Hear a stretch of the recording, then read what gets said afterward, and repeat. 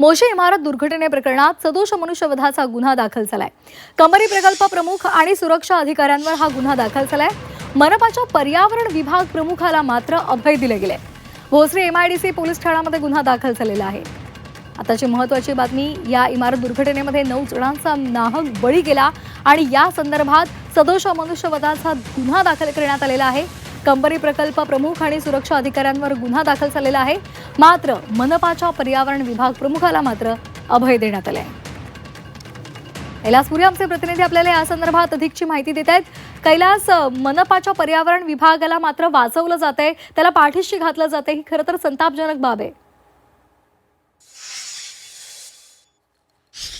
मोशी इमारत दुर्घटनेमध्ये 9 जणांचा बळी गेलेला आहे। या निष्पाप बळींना जबाबदार कोण, हा प्रश्न सुरुवातीपासूनच उपस्थित होत होता। सुरुवातीला पिंपरी चिंचवड महानगरपालिकेचे आयुक्त विजय सूर्यवंशी यांनी ही नैसर्गिक आपत्ती आहे, चौकशीची गरज नाही असा दावा केला होता। मात्र सातत्यानं या प्रकल्पामध्ये असलेल्या त्रुटींबाबत प्रश्न जे आहेत ते उपस्थित होते।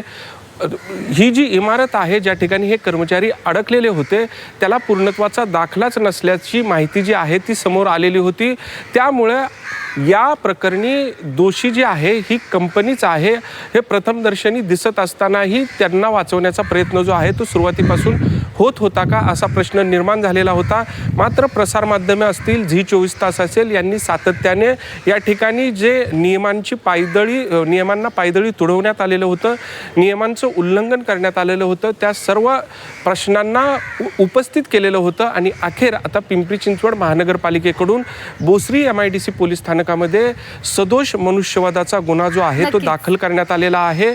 9 जणांच्या बळीला ही जी कंपनी आहे अँटनी लारा रिन्युएबल एनर्जी, ती दोषी असल्याचं या FIR मध्ये दाखल करण्यात आलेलं आहे। अगदी त्यामुळे हा गुन्हा दाखल करण्यात आलेला आहे। या संदर्भात काय नेमकी कार्यवाही होते हे पाहणं महत्त्वाचं आहे। धन्यवाद दिलेल्या माहितीसाठी।